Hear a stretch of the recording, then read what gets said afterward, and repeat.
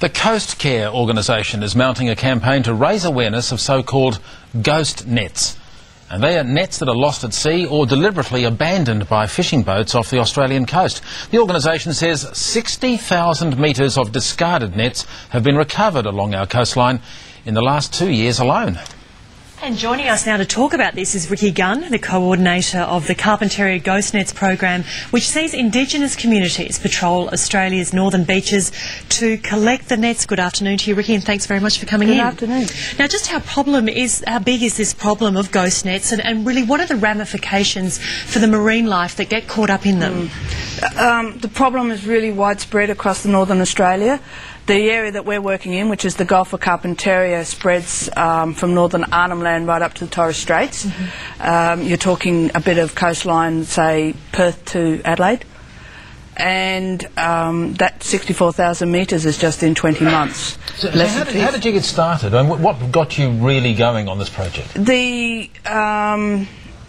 It was raised as an issue by Indigenous rangers, and they were concerned about the impact on turtles.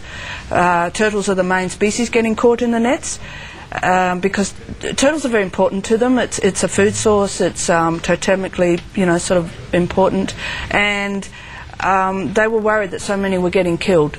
Now, Riki, you found, the Ghost Nets program found 200 different types of fishing nets from at least 9 different countries, and something like only 5% of those nets collected in the past 20 months actually originated from Australia. That's right. The way the ocean currents work, we collect, in the Gulf of Carpentaria, we collect the rubbish from all Eastern Asia, all the plastic sort of surface rubbish. And ghost nets being plastic, that's one of them, the major things. And are these nets just cut loose at sea, or perhaps damaged, or deliberately cut loose at sea, and then they just drift and pick up anything in their path? Is that what happens? Sometimes they're lost accidentally. Sometimes they're just deliberately thrown away, and it's mostly through sheer ignorance, because people they're just not aware that what damage they're doing. They think, cut it loose, and it'll just sink to the floor of the ocean, but it doesn't. It doesn't, and some people even think that, cut it loose, goes to the bottom, habitat for crabs and things, but it's not that.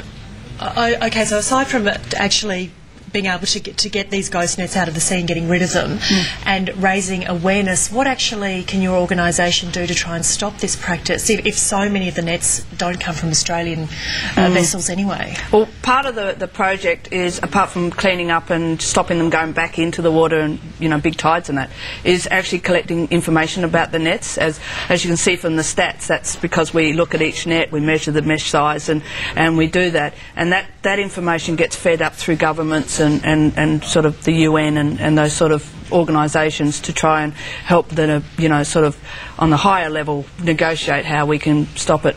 So although you're working particularly in our northern waters, this must be a problem right around the coastline. It is. Are there other groups that are being set up right around the coastline, and if so, how do people find out about them? What can people do? Mostly it's in northern Australia because of the intense fishing operations in Asia, but there is also Western Tasmania. There's some areas through the southern fisheries. How people is contact the Coastcare organisation, and they would get onto them. That's very worthwhile. Thank you very much. What's the easiest way of contacting you? Have you got a website?